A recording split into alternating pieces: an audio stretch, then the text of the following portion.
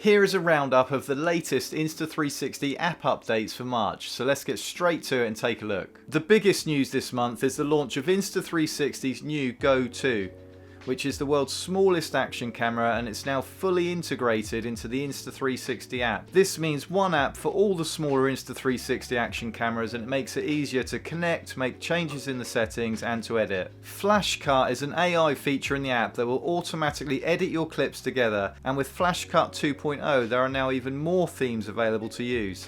And there's a featured section as well which shows you some of the most popular themes across all the main areas, including sport, travel, lifestyle and lots more. You simply select the theme and it will tell you how many shots you need to create a video.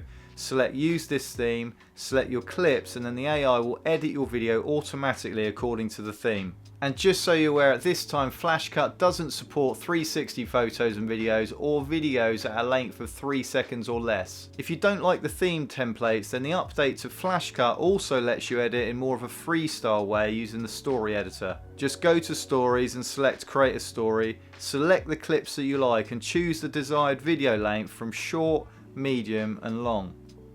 And the great thing here is that once you've chosen your clips, you will still be able to use the AI, which helps you find the best bits in your shots, and then it edits them together to the beat of the music. The hardest thing sometimes when you've shot a longer video is choosing the best bits. It can be really time consuming and just really difficult to decide which bits you want to use. In the album editor, you can now use the new AI trim, which picks the best moments from a single video and cuts them together for you in seconds. And AI trim is not available for 360 shots, and it's only available for clips over 1 minute long. And it doesn't support time-lapse, time shift or slow motion video. So we're only halfway through, but if you want to keep up to date with what's new with Insta360 cameras and the app as well as the studio software, then please consider subscribing. Moving on to music. Music is also hard to choose when you edit, and in the album editor, the Insta360 app can help you find the best music for you based on the theme of your video, and it puts recommendations for what tracks will work best. If you prefer to do a manual edit in the story editor, this part of the interface has now been optimized for a much smoother editing experience. The face filter in the app is now more powerful than ever.